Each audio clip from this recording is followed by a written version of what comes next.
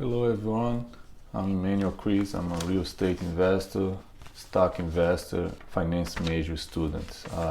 Throughout my 10 years I've been investing in real estate and stocks. I've been learning a lot through my mistakes and through decisions that I've made and through books.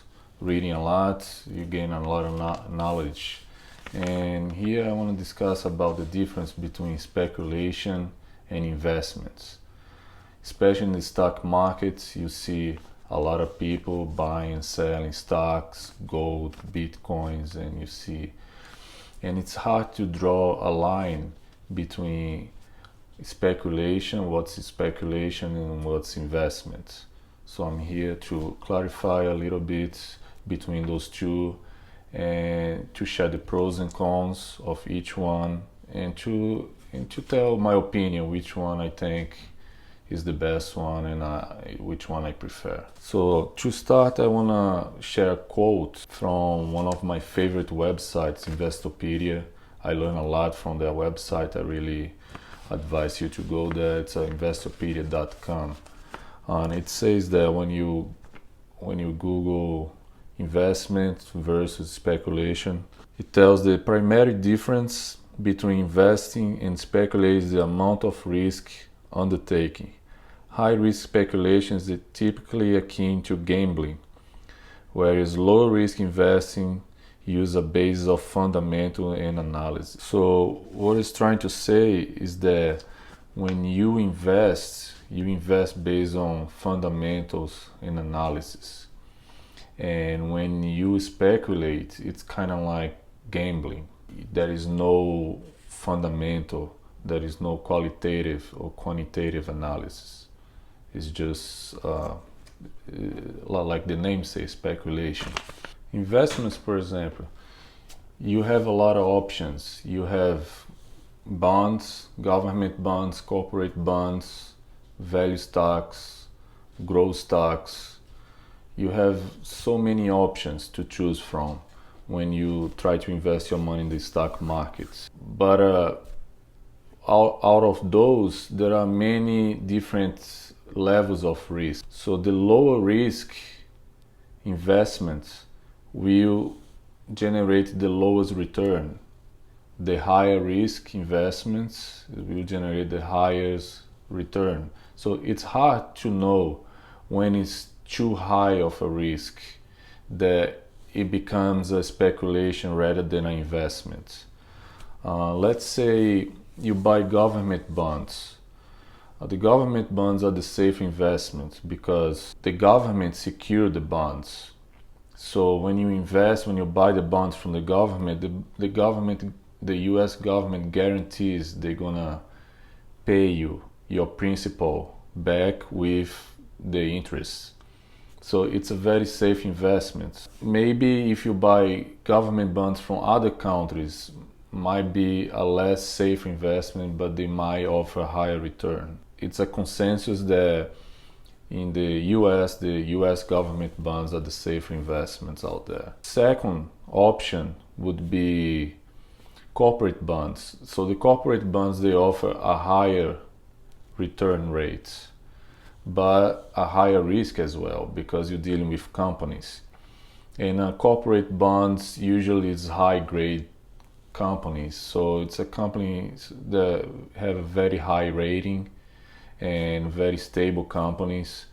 So it's safer than just buying stocks from that company, because before the company can, if the company go bankrupt, for example, they have to pay from their money. When they sell all the company assets, they have to pay the bonds before any investors will take any money from that company. So the bonds come first, so it's safer than just buying stocks in a company. With stocks, who doesn't know stocks is a piece of a company. So you buy the company, but you buy a piece of the company, so you are a part owner of the company. So when you buy stocks, you need to analyze those companies and you need to make sure you buy a good company, a stable company. So there comes the value stocks. the value companies and the dividend companies that pays dividends. Those are big companies, very successful with a moat. A lot of them have a big moat, competitive advantage compared to the other peers, and they are very stable companies and they've been around for many years, so it's easy for you to do a quantitative and a qualitative analysis. The quantitative, you analyze the numbers, the balance sheet, the income statement, the cash flow statement, how much cash flow the company is generating, how much debt that company have, the debt to equity ratio compared to how much assets that company has, how much equity, how much money they're generating, how much money they make to cover the interest expenses. So all those things you can analyze, and also you can do a qualitative analysis. How good is the management of the company? How good is the product they sell? Do you see the company strong selling those same products or better products 10, 20 years from now? So those are the qualitative analysis. So you have all those things to hold on to it, to analyze. So you're not like blind investing, throwing your money to those companies without knowing for sure if it's safe or not. And then last but not least comes the growth stocks. The growth stocks are small companies, usually small companies, startup companies, and they have very high growth. They come with new products, they're growing the business, and usually they have over 20% growth every year. So those companies, they're very high risk, because most of the companies they go bankrupt in the beginning, the first 2-3 years. So those companies have a very high risk. Usually they are not profitable, they're not making any profit, they're losing money, but they're trying to gain capital from investors like us, and they're trying to grow the company. So a lot of times there is no way to do a quantitative analysis. You can only do a qualitative analysis. You can try to see the products they have and see if it's worth investing, knowing that you're not making money right now, but in the future you might make some money. Example of that is Tesla. Tesla just became profitable this year, but past years the company wasn't profitable, but people believe in the product, and now you can see the stock is trading today at $1,500. Last year it was trading at under $300. So speculation, it's kind of like gambling. It's like when you buy something that you can't analyze, or you don't analyze and you just hope that the price is going to keep going up and you're going to make money.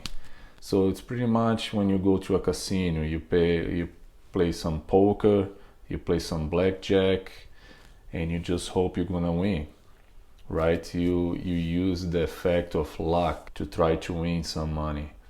And when you speculate in the stock market, it's kind of like that. For example, when you buy Bitcoin, a lot of people, some people make money, a lot of money. Some people make a lot of money in Bitcoin, and a lot of people lost a lot of money with Bitcoin. Because Bitcoin, it's an intangible asset that doesn't produce revenue, doesn't produce any other goods, doesn't produce profit. So it's very hard to analyze. How are you going to analyze something like that? It's really hard. So you rely on someone to pay more for what you pay for. So you buy a piece of Bitcoin for $200 a piece, and then you hope somebody will pay $300, and then another person will pay $400, and then you sell and then you make money. It's kind of like buying houses and flip them. But when you do that, you know the market, you can calculate things. When it comes to Bitcoin, there is no tangible value. It's something that was created digitally, and it can be stolen anytime, can be erased, and can just disappear. And their value is not attached to anything physical. So the value can go from 2,000 today to 200,000 tomorrow to zero after. So as an example of that, I have some data here.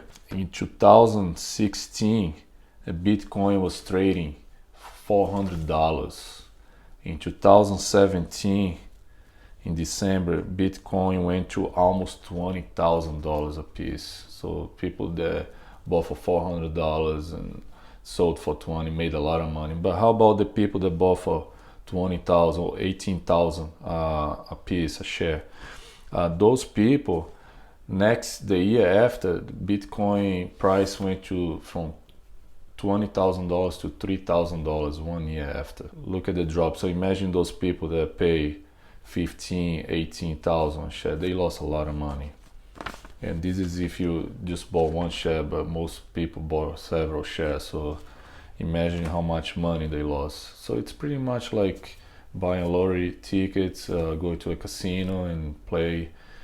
So it's very risky, and in my opinion, I like to invest. I stay away from speculation and I invest my money. I work hard to make my money, and to invest, to make money, you need to use your own money and invest your own money. So imagine you sacrifice, you work hard, and you invest your money, and you don't want to lose that money. You not only don't want to lose the money, but you want to gain more money. And that's the whole point of investing, is to sacrifice some of your money, invest in something that's gonna have a higher return, so you're gonna get your principal back plus some interest. And that's the whole point. So when you speculate, you're just pretty much throwing that money in the trash, and you don't know if you're gonna get that money back with a high return or if you're gonna lose it all. So I hope you guys don't speculate. I hope you guys invest, do your analysis, do your qualitative analysis, quantitative analysis. There is a lot of videos out there on YouTube, people teaching how to do that. I teach too on my channel, my YouTube channels. There is a lot of source on the internet, books, very famous investors like Peter Lynch, Warren Buffett, Benjamin Graham. They have books that you can buy on Amazon, and you can learn a lot. I've bought a few of those books and I read myself even before starting finance. Warren Buffett says that it's better, in other words, he said that it's better to have a stable return of 10% a year investing in index funds and S&P 500 than trying to get a higher gain, speculating, and risk of losing it all. And he's the proof, he's the living proof of that. He's one of the richest men in the world just by investing money in a safer way. So just do the same. If you enjoyed this video and want to see more, press the like button, subscribe for more content, and support the channel.